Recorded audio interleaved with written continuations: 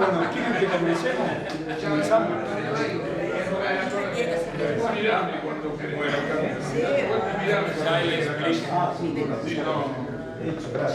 Bueno, arrancamos entonces con el segundo periodo. Le damos un fuerte aplauso a Horacio.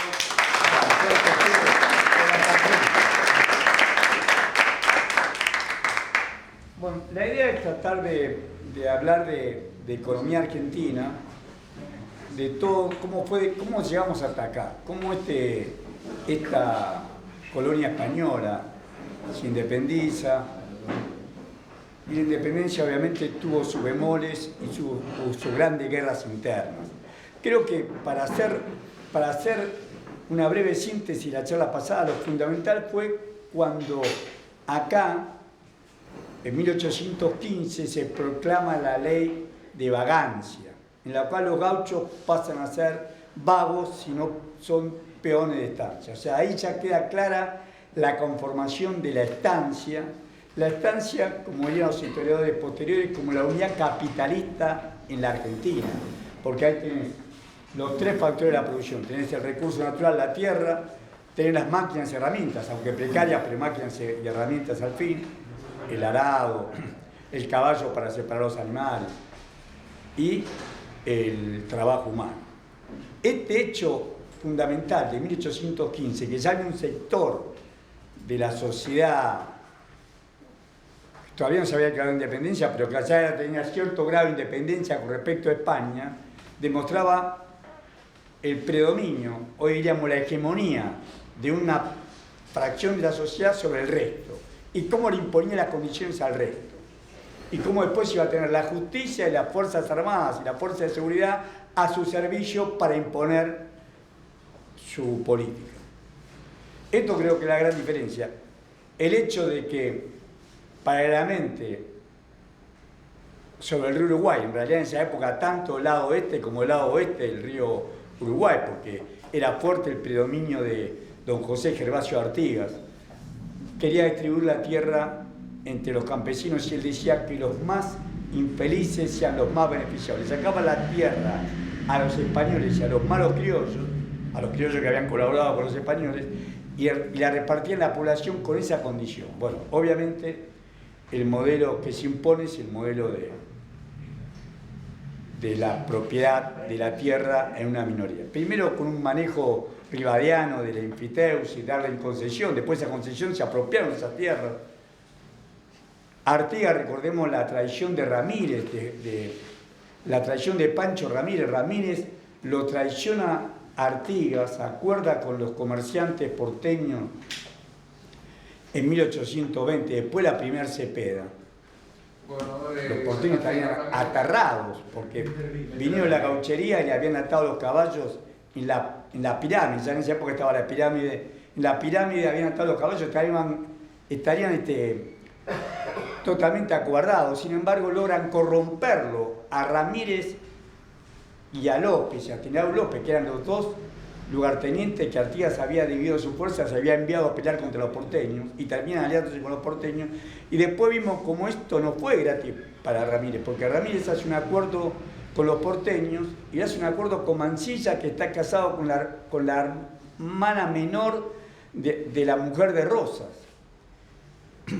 O sea, esa curra es la hermana menor de la mujer de Rosas, y cómo Mansilla termina obviamente traicionándolo a Ramírez, pero antes había utilizado la artillería porteña, cosa que la gauchería usaba los trabucos naranjeros o lanzas, y la artillería lo habían esperado agazapado cuando cruzaron para ir a Paraná, cruzaron el arroyo para ir a Paraná, y dice que el arroyo quedó teñido en sangre de los hombres de Artigas y los caballos. Ahí la derrota total de Artigas, que termina con su exilio, que termina desmembrándose el artiguismo, la Liga de los Pueblos Libres. Pero esto que Artigas, la traición de Ramírez Artigas se tiene que ir, pero Ramírez no queda como él pensaba que iba a ser el supremo entrerriano, que iba a ser una gran provincia de Entre Ríos, y los porteños lo usaron. Después Mansilla se une a López, hace el famoso tratado de Venegas entre López y Rosas, y lo derroca a Ramírez. Y Ramírez, huyendo de Mansilla, lo agarra una tropa de López y lo mata. Mucho tiene Todo- que ver Zarratea en eso. Un poquito más fuerte. Que mucho tiene que ver Zarratea en eso. ¿Qué? En la entrega de ¿Sabes que no te Ramírez. escucho gritar? Zarratea. Zarratea tuvo mucho que ver en esa Por entrega. supuesto. O sea, los porteños todos, Rondó, Zarratea, los podés nombrar a todos. A todos. Todos ellos jugaron fuertemente con el Puerto de Buenos Aires. Acá la pelea, lo que vamos a ver hoy es que la pelea fuerte va a ser el puerto contra el interior. Esto de federales y unitarios era según la conveniencia de cada uno. Si yo le dijera a ustedes que Facundo Quiroga escribe una carta donde dice yo realmente soy unitario, pienso que el gobierno tenía que ser unitario, tenía que ser un gobierno centralizado. Quiroga, que para nosotros es nuestro mejor ejemplo de exponente del federalismo, pero él juega con Rosas, termina subordinándose a Rosas. Yo le contaba a ustedes, y José María me hizo pedir la fuente de información, de esa carta en que López le dirige a Quiroga, porque diciendo, mira, nosotros nos sacamos a los unitarios, pero no a los porteños. Rosas sigue manejando el puerto de Buenos Aires y no nos cede un ápice del puerto de Buenos Aires. Y nosotros estamos peleando con la importación inglesa y no podemos vender lo nuestro porque tiene que pasar por Buenos Aires. Buenos Aires, la gran aduana, te cobraba el peaje, le cobraba un arancel por sacar la mercadería por ahí. A su vez, le venía toda la importación de Inglaterra, sobre todo Inglaterra y Francia, destruyendo la incipiente industria que había. Por eso hoy vamos a hablar del que era el gobernador de Corrientes, de Pedro Ferrer, que el padre era hoy diríamos un artillero para la época, un artillero naval para la época, digamos, hacía embarcaciones para la época y termina siendo destruida por la competencia inglesa.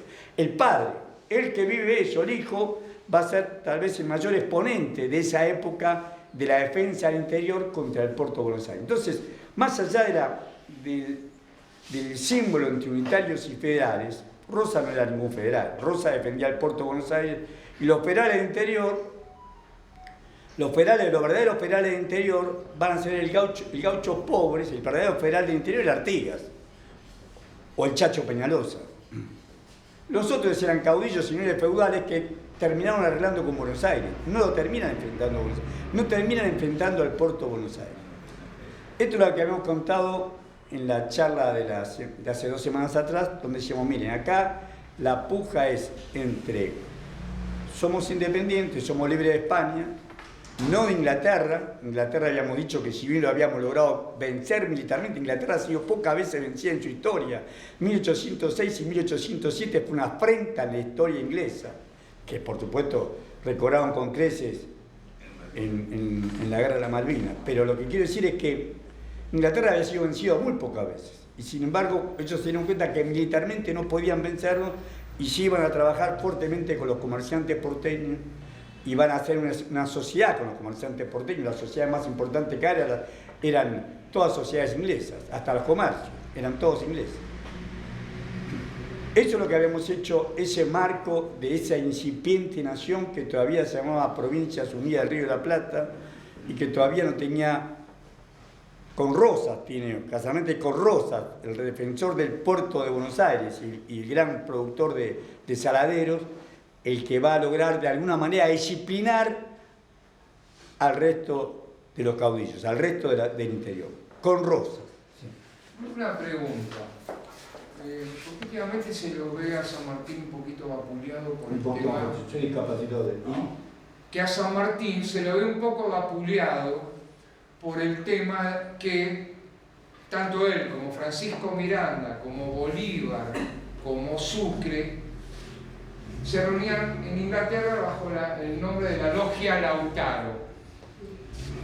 Miranda sí, pero no lo pongas a Bolivia. Pregunta, esa logia, por lo que yo puedo llegar a interpretar, era algo pergeñado por la misma Inglaterra para sacarse el yugo español y poder comerciar directamente con las colonias españolas en América.